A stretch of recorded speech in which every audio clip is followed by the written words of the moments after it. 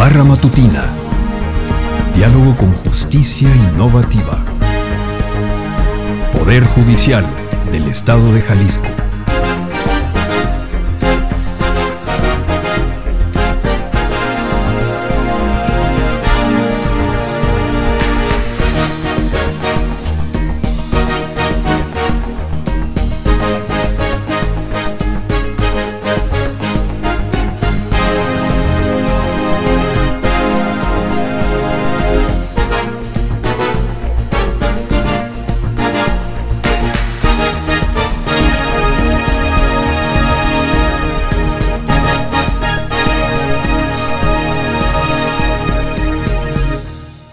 Hola, ¿qué tal? Muy buenos días. Bienvenidos a la Barra Matutina, diálogo con justicia innovativa que el Poder Judicial del Estado tiene a bien traer a todos ustedes.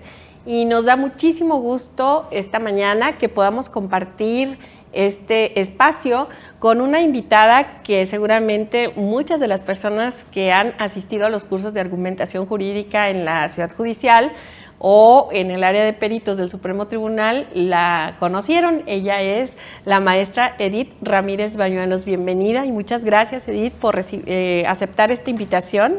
Muchas aquí gracias. Con nosotros. Al contrario, maestra, muchas gracias. Yo estoy muy contenta de estar aquí. Sí, bueno, pues miren, antes de que podamos continuar y agradecerles a todas las personas que nos ven a través de nuestras redes sociales en Spotify, Facebook y YouTube, decirles que este tema de la argumentación jurídica no se hace solo de la noche a la mañana. Ella tiene una gran preparación y quisiera que nos platicara un poco de quién es Edith Ramírez y cuál ha sido su trayectoria, porque tenemos tiempo además conociéndola desde el Supremo Tribunal de Justicia. Así que, pues, si nos platicas un poquito de ti, Edith. Sí, claro que sí, Janet. Pues yo estudié Derecho, esa es mi formación inicial.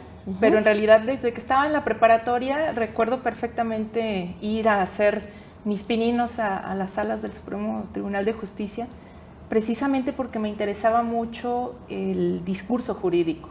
Sí. No me di cuenta de eso hasta mucho después. Estudié Derecho, pues empecé a hacer algunas prácticas en el Poder Judicial, en el Supremo Tribunal de Justicia, y bueno, ya estando ahí, trabajando ahí, tuve la oportunidad de participar en la oficina de peritos. Sí, porque éramos colegas de la misma oficina. Ahí nos conocimos, sí, claro. ¿no? De la misma oficina, solo Consejo y Supremo Tribunal de Justicia. Sí, claro. Y bueno, a partir de ahí me empezó a llamar mucho la atención el tema discursivo del derecho. Creo que es importante que diga esto porque estudié letras hispánicas después, pero eso fue lo que más me atrajo. Al contrario de lo que se pudiera pensar, no era porque quisiera ser escritora ni dar clases de español, sino que me di cuenta que en realidad la principal herramienta que un abogado tiene es el lenguaje.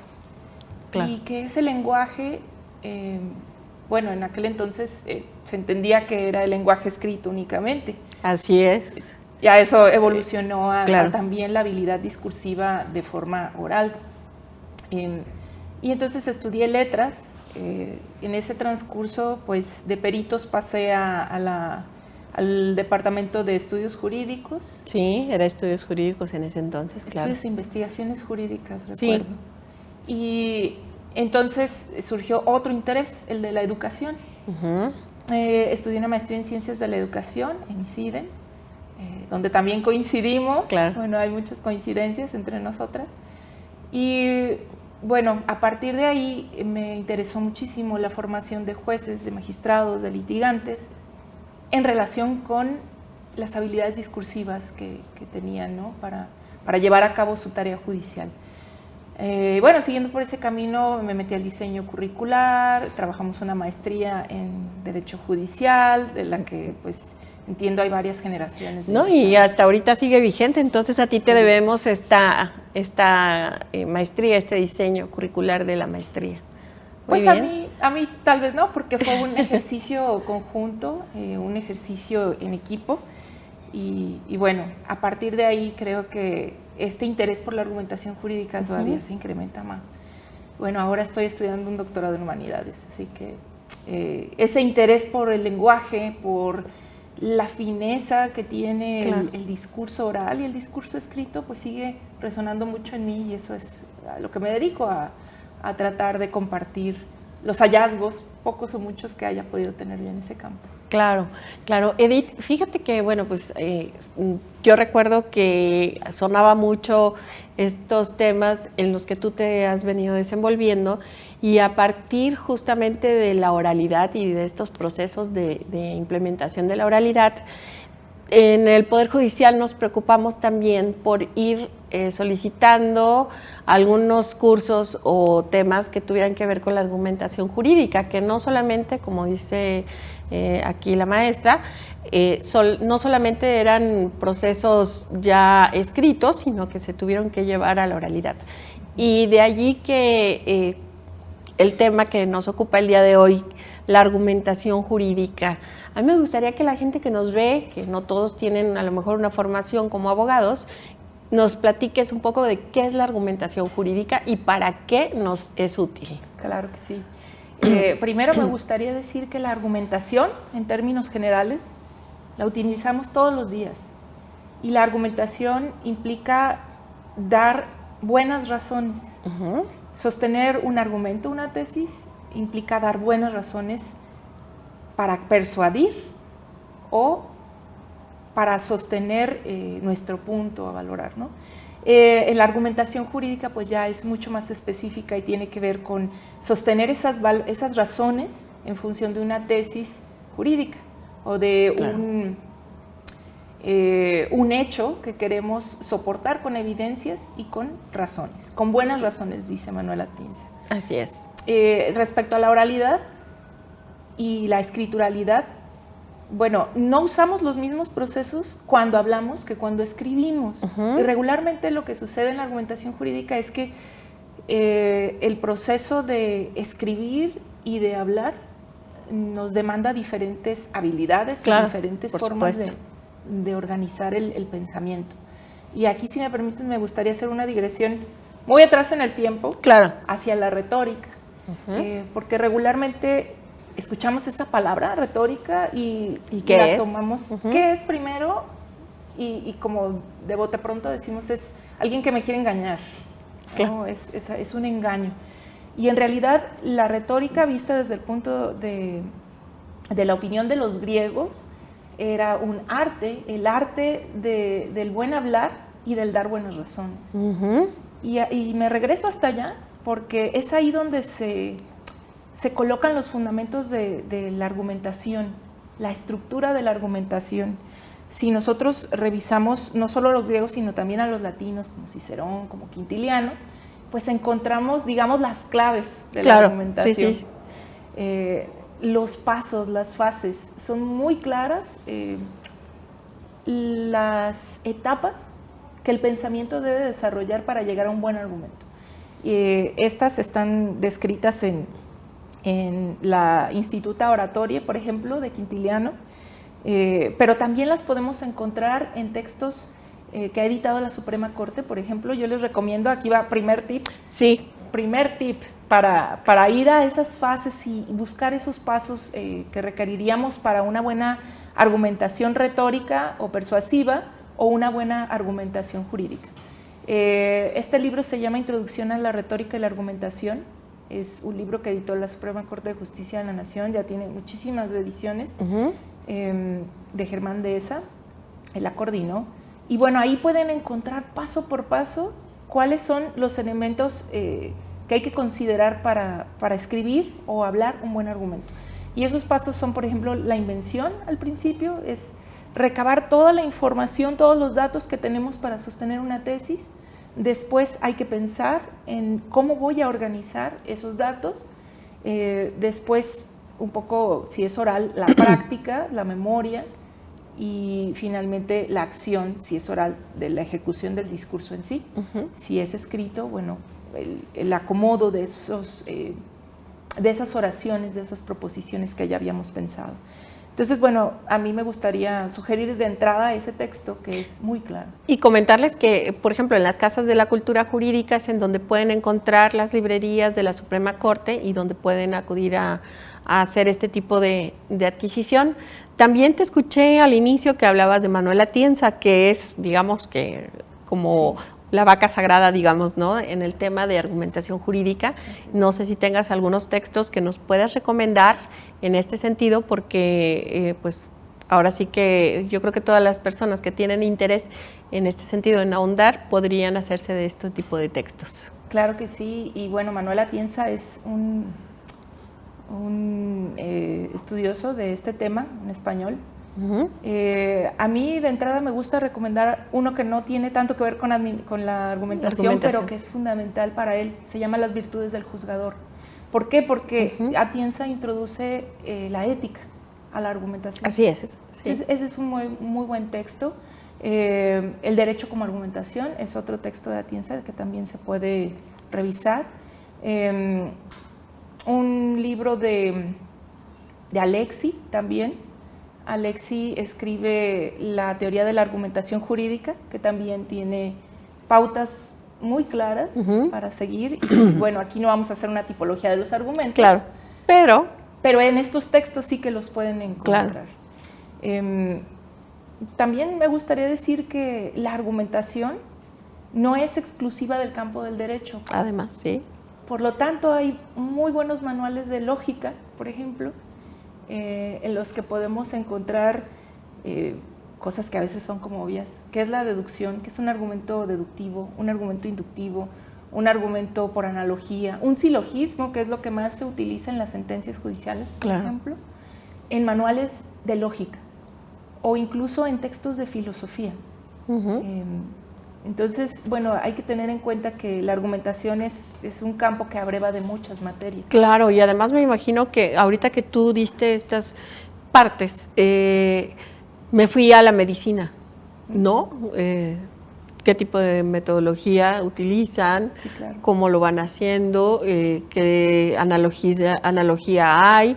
Y seguramente dentro de la medicina seguramente habrá, y estoy dándole vueltas a ver qué otras materias o algunas otras ramas del conocimiento pudieran generar esta posibilidad de adaptar la argumentación. Muy bien. Sí, es que en realidad se da todo con el todo, tiempo claro. Damos argumentos para explicar simplemente... Desde que son chiquitos, desde que somos niños, ¿no? ¿Por qué se rompió la taza? ¿Por qué yo no fui el que rompió la taza? Así es. Y eso me lleva a otro punto importante. Pensar en la argumentación tiene que ver con pensar en sí los argumentos, que son proposiciones declarativas muchas veces, pero también en los contraargumentos, especialmente en la argumentación jurídica. Los argumentos son sí proposiciones que presentan una tesis, pero cuando estamos redactando una argumentación jurídica o judicial en una sentencia, por ejemplo, habrá que colocar ahí también los contraargumentos para hacer nuestra tesis más fuerte, más sostenible y menos atacable, por decirlo. Entonces, ver desde el pro y el contra para irlo dirigiendo hacia lo que nosotros deseamos. Así es. Bien. Y a propósito de lo que hablábamos hace rato sobre la oralidad y la escritura, quiero decir que en los últimos, quizá, me voy a atrever a decir 10 años, el debate es un área de formación que se ha introducido desde la educación básica. Eso me parece interesantísimo. Sí. Yo, por ejemplo, en mi formación como abogada, pues llegué en cero ahí a la universidad. A la educación. Y llegué antes de la reforma del 2008, por lo tanto eso no era lo principal, ¿no? Nos abocábamos al estudio de la ley, de los textos legales, Totalmente. de la literalidad. Pero estas generaciones que están ingresando a formarse como abogados, como abogadas, pues ya tienen ese antecedente de aprender a debatir, aprender a presentar argumentos, contraargumentos, responder a otros argumentos. Y creo que esa es una cosa que podemos aprovechar. Sí, bueno, en ese sentido yo recuerdo que hay una serie de de grupos, no recuerdo, hay un mar adentro, algo así se llama, en donde son grupos de debate, en donde alguna ocasión me invitaron a participar como jurado para conocer toda esta serie de argumentaciones que daban estos chicos y que luego se van a nivel internacional, Sí. ¿no? Entonces me parece muy importante esto que ha hecho la universidad. Y otra cosa es, no sé ahorita los cambios que se han realizado en temas de curriculares, porque obviamente cuando nosotros lo estudiamos, pues no es nada de lo que hay ahorita, ¿no? Claro. Y no sé hasta dónde la oratoria tendrá un lugar preponderante, y seguramente este tema de la argumentación ha de tener ahora sí que un lugar muy, muy importante en estas temáticas. Sí que lo tiene, y me parece importante en este momento decir que oratoria y retórica, por ejemplo, que mencionábamos hace rato, no es lo mismo. La oratoria es solo una partecita pequeña de la retórica. Sí.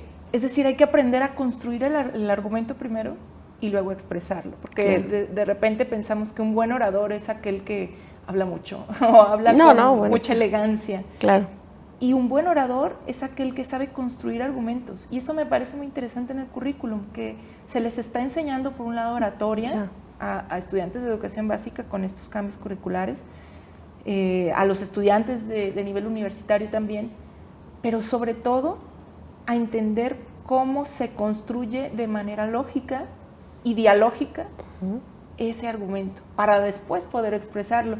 Un dato, histórico, en la antigua Grecia, pues no había como tal la profesión de abogado, se fue desarrollando poco a poco, y cada quien tenía que defender su causa en el foro. Una persona, por ejemplo, si yo tenía que defender una causa propia y no me sentía capaz de esgrimir argumentos frente al foro que me iba a juzgar, iba con un logógrafo y le decía: escríbeme por favor mis argumentos, yo los memorizo y los repito. Y esos grandes logógrafos fueron los que después se convirtieron en los grandes retores, como Demóstenes, por ejemplo. Entonces, esta importancia de construir el argumento antes de pensar en la oratoria es lo que me parece importante resaltar, e importante resaltar que estos grupos se están pues metiendo de lleno a eso. Y esto me da pauta para decir que a veces descuidamos la parte escrita, que no es lo mismo pensar en un discurso que se va a enunciar que en un discurso que se va a escribir. Y aquí me gustaría hablar de las sentencias judiciales. Bien. El Poder Judicial de la Federación ha dicho que las sentencias son, a final de cuentas, un discurso específico del Poder Judicial, ¿no? Es también una forma discursiva, y que esa forma discursiva es para los ciudadanos, para las ciudadanas de a pie, como todos nosotros, y tiene que manejarse sí en términos jurídicos, sí en términos argumentativos formales y estructurados, pero también comprensibles. Claro.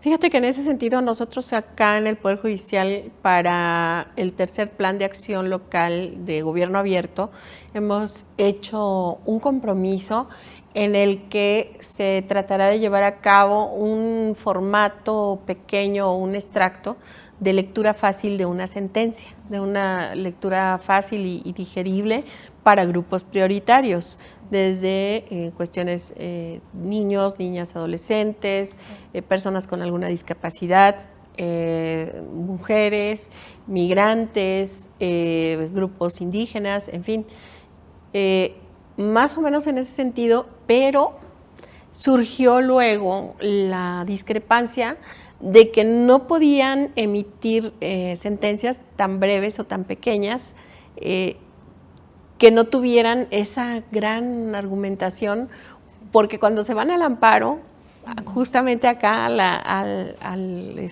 Poder Judicial Federal, ahí había necesidad de ser como muy vastos o muy amplios. Entonces, ahí existe pues esa discrepancia en algunas ocasiones, pero sí me ha tocado leer unas sentencias muy bonitas, digo bonitas en el sentido de que tienen esa dirección y esa empatía para la persona que no es tan fácil que pueda digerir un lenguaje tan rebuscado como es el que generalmente los abogados manejan, ¿no? Muy técnico. Así es, demasiado técnico. Y que después es necesario, ¿no? Así las es. partes técnicas y también en determinadas materias. Sin embargo, hay tips. Sí, Hay tips a ver, para lograr eso. pues pásanos por favor, porque eso sí es muy importante. Sí, claro, porque no solo la brevedad hace una sentencia o un texto discursivo sencillo de procesar, de comprender. Y contundente además, ¿no? Porque en poquito puedes decir mucho, Claro. sin necesidad de redundar tanto. Y el tip consiste en que el texto tenga coherencia, Sí. claridad y coherencia, concisión y claridad. ¿Cómo logramos eso? Bueno, la coherencia es cómo vamos logrando engarzar un párrafo con otro párrafo, con otro párrafo, una idea con otra idea. Eso sería más de fondo, de interior. Pero en esta forma de ir engarzando las ideas o los argumentos, podemos utilizar los marcadores textuales o los conectores lógicos del lenguaje, se pueden llamar de las dos maneras, que le ayudan al lector, a la lectora, yo digo que es como un baile. Claro. A ir como en ese baile de letras, como en ese ir y venir, como si fuera agua, utilizando los conectores correctos. Y bueno, ¿qué son los conectores? Son pequeñas frases o pequeñas palabras que justamente nos dan esa ligazón que nos permite ir como navegando por el texto. Dos lugares donde pueden encontrar esos conectores. Yo recuerdo que siempre que trabajé en el Poder Judicial tenía mi tablita. Así como un acordeón, ¿no? Sí, pegada en el escritorio para cuando estábamos escribiendo. Claro. Voltear a verlos. Uno lo pueden encontrar en un texto de Casani, que se llama La cocina de la escritura. Sí, cómo no. Que si bien no es jurídico, pues como dijimos al principio, los textos y los discursos pues trascienden al derecho, ¿no? No solamente están ahí en lo jurídico. Él tiene esta serie de marcadores textuales que pueden servir para introducir un tema. Por ejemplo, en este texto hablaremos de, en este apartado de la sentencia diremos, esos son pequeñas marcas que le van diciendo al lector, a la lectora, por dónde irse. Casani habla también de marcadores de orden, marcadores o palabras que inician un tema nuevo, para continuar sobre un mismo tema. Y otro lugar donde pueden encontrar conectores lógicos del lenguaje es en este texto que dije al principio de Introducción a la retórica y la argumentación de la Suprema Corte de Justicia. Claro. También. Sí, además, bueno, quiero ahondar un poquito aquí. Hemos visto que a lo largo de, no sé, yo creo que tienen los últimos 5 años, en algunas páginas de redes sociales, en donde hacen un extracto con infografías muy interesantes, ¿no? Y sobre todo cuando se trata de búsqueda para tesis, material educativo y demás. Y no todos son desconocidos, son interesantes, aparte de que están fundamentados en alguna de las bibliografías, que también pues no está por demás que se echen un clavado a las personas que son muy de redes sociales y estas cosas, ¿no? Sí, esa es una gran ventaja, ya están muchas cosas. Accesar a materiales. Claro, sí, que ya están más que digeridos, organizados. Así es, así es. Y lo que acabamos de decir sobre conectores de lenguaje, sobre esta coherencia intrínseca de los textos, bueno, pues quien esté haciendo una tesis, por favor vaya y busque los conectores, porque eso hace más sencilla la lectura. Hablando un poco sobre Daniel Casani, yo recuerdo que tiene, si fácilmente, bueno, al menos yo tendré unos 8 textos de él que tienen que ver con la escritura, entonces búsquenlo, es muy bueno, es muy digerible, es como algo muy casero lo que podemos tener allí, pero de primera mano nos puede ayudar muchísimo en esta estructura del texto. Sí, son textos básicos. Yo diría que empezaran buscando La cocina de la escritura. La cocina de la escritura, sí. Como pautas muy, muy interesantes para cualquier tipo de texto y cualquier tipo de discurso. Sí. Ahora, perdón que te interrumpa, Edith, pero ahora, si yo estoy pensando mucho en el tema de escritura, pero en la oralidad, ya en temas de oralidad, ¿cómo podrías sugerirnos tú o qué tips nos sugieres para que podamos hacer o construir un argumento? Hay gente que el pánico escénico te gana, ¿no? Y ¿qué podrían hacer? ¿Cómo podrían a lo mejor desde antes hacer un escrito, tratar de darle lectura para que puedan hacer una construcción adecuada de un buen argumento? Bueno, voy a volver a los griegos. La principal clave es sí escriban algo antes. Sí. Escriban algo antes. Un acordeón. Totalmente. Puede ser. Porque escribir antes no solamente significa llevar un acordeón, sino es haber pensado antes en las razones que voy a exponer después, cuando voy en efecto, a hablar y a hacer la elocución de eso que estoy escribiendo. Entonces, primera cosa, sí escriban antes. No es necesario hacer una redacción porque no se va a leer tal cual. Claro. Lo que se escribe en un minuto no es lo mismo que se dice en un minuto. Yo sugeriría que fueran bullets, ítems importantes, cosas que no se pueden dejar de decir en el argumento. Así es. Y que en ese primer acordeón escriban claramente su tesis. No tesis de informe de investigación. Sí, sí. La tesis es aquello que yo quiero probar, demostrar, o de lo cual quiero persuadir a la persona que estará enfrente de mí. Entonces, eso tiene que estar arriba, con negritas, subrayado o como lo necesiten, para volver siempre a la tesis. Claro. Todo lo que digamos en referencia a la argumentación tendrá que abonar a ese enunciado. Y la tesis es un enunciado. ¿Qué es lo que yo quiero probar? Si yo llevo eso claro, y como con bullets, como decía, con pequeños... Como una lluvia de ideas, ¿podría ser?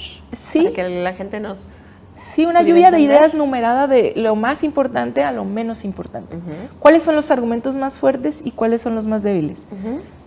Para la hora de estar exponiendo, pues, si ya agoté el argumento más fuerte, pues ir jalando los que siguen, ¿no? Claro. Y practicarlo. Bueno, decía que iba a volver a los griegos porque la memoria es algo que se ejercitaba mucho. Claro. Y que lo hemos dejado de lado por razones importantes algunas veces, que no todo es memorizar. Pero, perdón que te interrumpa, y si me permites, también hay algo que creo que la gente hemos dejado de hacer, y es leer. Leer es básico, porque de otra manera, ¿de qué manera vas a enriquecer tu vocabulario, tu ortografía, tu redacción, etcétera, ¿no? Y perdón que te interrumpí, pero es que quiero hacer mucho hincapié en que el fomento a la lectura ha dejado de ser una cuestión primordial, y es, yo creo que lo primero, desde niños, formarles un ambiente lector, darles un libro. Lo mejor que podemos hacer, regalar un libro. Creo que ese es el mejor tesoro que podemos tener, ¿no? Sí. Perdón que te interrumpí, discúlpame. Qué bueno que me interrumpiste, porque además ese es como... Yo quería cerrar con eso, pero qué bueno que lo dijiste ahora, porque es algo a lo que se le debe dedicar tiempo, a lo que se le debe dedicar pasión. Así es, sí. Yo estudié Derecho porque me apasionaba lo que yo leía en la preparatoria. Y lo que yo leía en la preparatoria eran textos de literatos que también eran abogados. Si ustedes leen un discurso de Agustín Yáñez, por ejemplo, claro, un discurso que dio en una generación de abogados, van a ver con qué perfección argumentativa, bueno, yo lo leí, no lo escuché. Este es un buen ejemplo de algo que está bien escrito, claro, pero también fue un buen texto de oratoria. Pero también la belleza del lenguaje, ¿no? Y no estoy diciendo con esto que todas las sentencias tengan que ser poéticas. No, claro. Pero teniendo esa claridad, pues el texto puede ser bello en términos estéticos, no románticos. Y bueno, Agustín Yáñez, para lograr eso tuvo que leerse no sé tanto, ¿no? Mucho, claro. Sí, la lectura es lo básica, primordial. Claro. Y creo que por eso estamos recomendando libros. Sí. Para que vayan y los lean. Podríamos aquí poner un par de cuadritos de cuáles son los tipos de argumentos, pero en realidad si no se vive, si no se encarna la experiencia de la lectura, si no se encarna la experiencia de la lectura, no me gusta decir de comprensión, la lectura crítica, entonces no podemos dar el paso a la escritura. Es un círculo virtuoso que está vinculado todo el tiempo, ¿no? Leemos para escribir, escribimos para leer, es decir, si nos vamos a un juicio, bueno, primero leemos cuando el cliente nos cuenta, claro, y luego escribimos, el juez hace lo propio, lee, escribe para ser leído otra vez. Claro, entonces, me gusta lo que dijiste, es un círculo virtuoso. Eso es. Sí, no vicioso. No, para nada. Y yo creo que el fomento a la lectura tiene que, sí, comenzar desde que somos pequeños, pero también hemos olvidado un poco, ya me parece, ese fomento lector. Digo, a mí me encanta la literatura, claro, evidentemente ya conté mi formación, pero hemos olvidado ese fomento lector de los grandes textos jurídicos. Además, claro. ¿Por qué no hacemos un club de lectura que tenga que ver con leer a Dworkin, con leer a Manuel Atienza, que se lee delicioso, con leer a... tenemos aquí grandes escritores de doctrina jurídica, pero que son un poco lo que hace Jules Schulhan.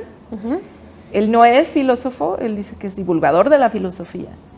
Y bueno, leer ese tipo de textos va como incrementando esa pasión, y no solo incrementamos nuestro vocabulario, sino tratamos de repente de emular cuando estamos escribiendo o dando un discurso, claro, esas formas que leímos en el texto. Y a veces no nos damos cuenta. Por ejemplo, cuando yo dije que iba a escribir literatura, pues lo que hacía era reproducir las formas, según yo, de Julio Cortázar, de claro, Borges, ¿no? de los escritores que tú disfrutas. Y lo mismo puede ser con un texto jurídico. Con textos jurídicos, sí, por supuesto. Edith, se nos acabó el tiempo y bueno, pues creo que podríamos seguir hablando de libros, hablar de tips para poder mejorar nuestra argumentación jurídica y ponerla en práctica en nuestro diario acontecer, porque a donde quiera que vayamos podemos hacer de la argumentación una gran herramienta, ¿no? Sí, así y hacerlo con pasión además, sobre todo. Además, bueno, pues muchísimas gracias por aceptarnos esta invitación, y a nombre del magistrado Daniel Espinosa Licón, agradecer el que hayas estado esta mañana con nosotros, y a todos ustedes el que nos estén sintonizando. Pues muchísimas gracias y nos vemos en la siguiente cápsula. Hasta pronto.